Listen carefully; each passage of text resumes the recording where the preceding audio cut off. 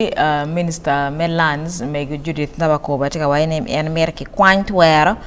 me chato ngom ki bot LCs me campaign kombeti LC1s LCs ma par wang iti Twero me timongo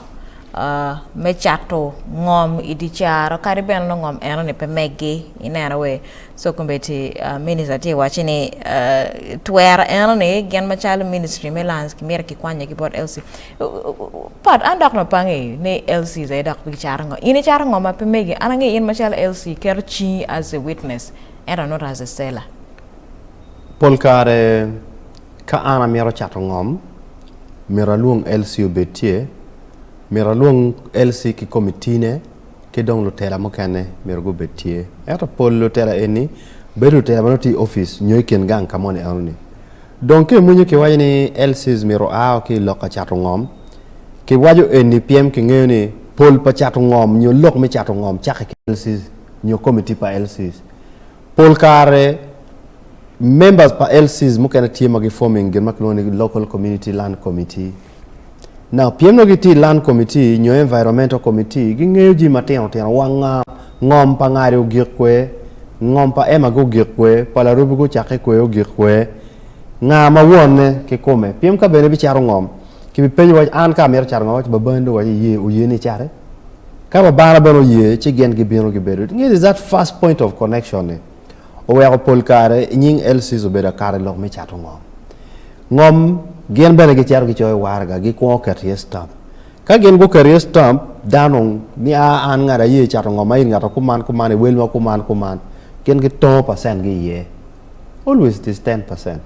ke charo ngom million bero mirmi ali mia bero yet LCs ki committee ma mege mano geno wa LCs ko meno giti ka kare lok ngom ento wajan mero ke jogge onyo peke jogge atamene is a bigger discussion because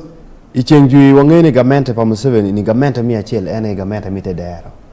mocha ke LCs atamene is only fair gen machalo kilongo geni mediators irama chologe but enini kiti chato ngomi an chao kana ki charo ngoma chel ena to dana dek ena ko ministry te wachine ne Twero me chato ngom ki kwanyo ki bot LC1 confusion ani katie jematika chato ngoma chel wan dek ani tu nge en lukuo pia mi nge la woni chato ngomit ema warga ne beneti appointment ne beneti dire dak ful ana bino taka yin ngom itera ben ngoma chel kato ni banya beno bino wil en ngoma chel dana deko wilo LC chel o kar yechi ngoma tika time kwiri wila ke japingi ngari time ke jotika tich ki ngom ene me just me kwalo dano because that's already another case kani wajin LCU chat ngom nyogo getting in the point of mediation where there is land sale I think that's fine and gen mi tich ki keroge mi duping dano volo dano wilo ngoma chel la wader that doesn't work and is criminal ki nong yo mo makwani okay ka ini timo kuma no ngoti me should question them pe maner chal no primero time kumano